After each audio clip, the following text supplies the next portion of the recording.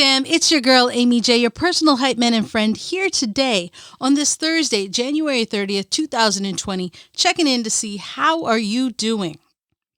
Guys, I have to give a special shout out first to my mom. It is her birthday. Happy birthday, mommy. Sarah, Amani Mama, Amani Amachi, whatever you call her, go out and wish her a happy birthday, please. It would make her day. The other thing that might make her day is her children have started an Instagram for her to catalog and chronicle her cooking. She is an amazing cook.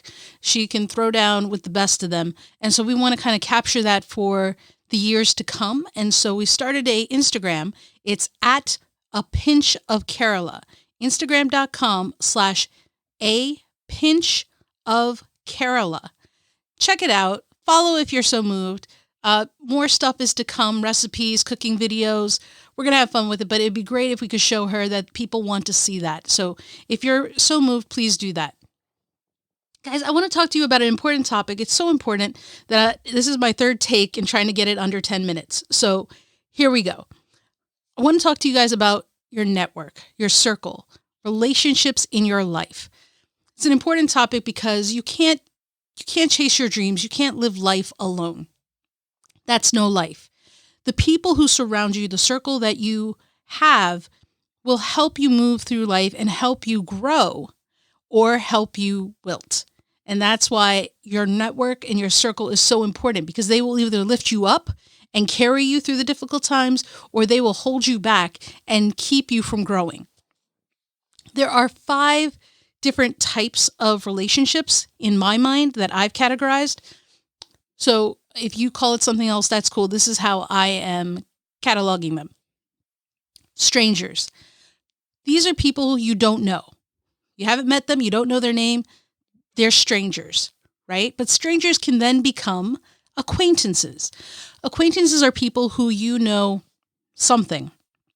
Their name, very little about them, probably surface stuff that you know, maybe whatever social media and the website has told you. The third one is friends. Friends are people who were acquaintances, but now know you. They know a little bit more than what social media tells them. They may have your phone number. You may have gone to school with them.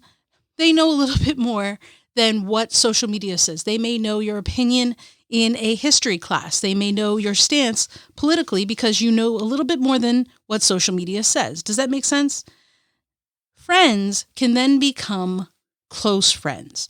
Close friends are the people that definitely know more than what social media says. They know the behind the scenes secrets. They know the jokes that a post may have. They may know where it came from. Those are the people you go to. They come to your birthdays, your anniversaries, their parties. They celebrate with you and they mourn with you. They also, they're with you in the good times, but they hold you in the difficult times. Those are close friends. But then you have your fam. Family is your ride or die. They aren't just blood. They can be made up of marriage or just people you don't know. Your brother from another mother, that kind of a thing, right? They're your ride or die. They're the people you would go to bat for. They're the people you would drop everything to go and help and support. Those are your family, right? So I want to make sure you understand it's not just blood. It's not just marriage. Your family is who you decided to be, right? The key is that it's a two-way relationship, though. In all relationships, it's a two-way street. How you feel about them may differ from how they feel about you. And that's the part where you need to become aware and mindful. Because if you're putting more into a relationship than what is being given back, reevaluate, okay? Because you are worthy. You deserve to be someone's priority and not their afterthought. Okay, so that's I want to make sure you guys understand that. You are so worthy. And some of you guys and me were friends, but a lot of you guys are strangers and or acquaintances with me because we don't know each other that well. So that's a reality. But if we meet and we start to get to know one another, we can become friends. There's no end to that possibilities, right? Because relationships ebb and flow. You are close with people in high school And then time and distance come. And if you don't nurture that relationship, those friends can become acquaintances because they only know what Facebook tells them, right? And then there's the flip. There are people who are just acquaintances, right? But become close friends because you've nurtured the relationship. You've grown with it. Strangers don't have to stay strangers if you talk to them, if you get to know them, right? So this is what relationships are. They ebb and they flow, they change, but it should be the same in both directions. Don't always be the one giving, and definitely don't always be taking from a relationship. That's unhealthy. And if you review your relationships, which I recommend you do, and some people do that occasionally, where they're like, it's Facebook cleanse. Do that with all your relationships. Take a stock of what it is and how it's being related to. Because if you find yourself giving more than they're always taking, think twice. Think twice. That's not healthy. Okay. And so the same can be said for professional relationships. Professional relationships are, you start off as acquaintances, your work colleagues, but you're really acquaintances. They don't know more about you. Probably, maybe. Some people have good, close friends in work relationships. That's awesome. I'm all for it. But understand where you are. I tend to try and get to know my coworkers and what's going on with them so that we're more than just acquaintances, but we're friends. And for some, we're close friends because they know what's going on in my life. And I'm okay with that. So do it by your comfort level, right? Because whether you're an introvert or extrovert or somewhere in between, you deserve to have friends. And you deserve to have friends who won't change you. So let me put that out there. You don't have to change yourself to be friends with anyone. Anyone who wants you to change isn't your friend. Move them down to acquaintance or move them to a stranger because they don't deserve to be your friend. They can't handle you at your worst. They don't deserve you at your best. Okay? So keep that in mind. And the important thing about professional relationships, whether it's in a work environment or at a conference or something like that, is you have to genuinely want to know the people you're meeting. That's how you start to nurture a relationship. Be genuine in getting to know the people around you. Don't just ask something off the bat and say, hey, will you be my mentor?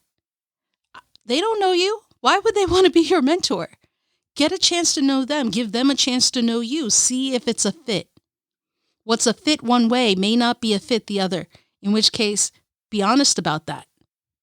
Because that you're not going to be a service. You're not doing anyone a service by forcing a relationship. So I want you guys to keep this in mind because the strength of your network will help you grow. It will help you move past barriers and into rooms that you've never been in. But they can also be an inhibitor if you're in the wrong relationships, right? There are some people that do an amazing job of having relationships and nurturing them. Kevin Hart, Aimee J, these guys do a great job of taking care of the people around them. Jessica Chastain, she does a great job of uplifting her friends, right? So these are people who support their friends, but their friends also support them.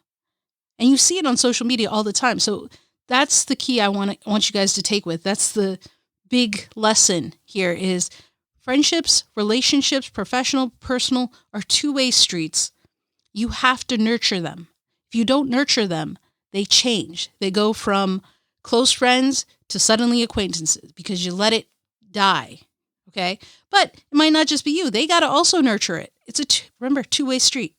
So that's the big thing I want to let you guys know about this because sometimes I think we hold on to friendships when we need to let them go for your health and theirs. Okay, so keep that in mind. And if you got to do a friendship cleanse, do one. All right. So I wanted to share that with you guys because you are awesome. You are loved. You are needed. And most importantly, you are enough the way you are, just as you are. So till tomorrow, keep chasing.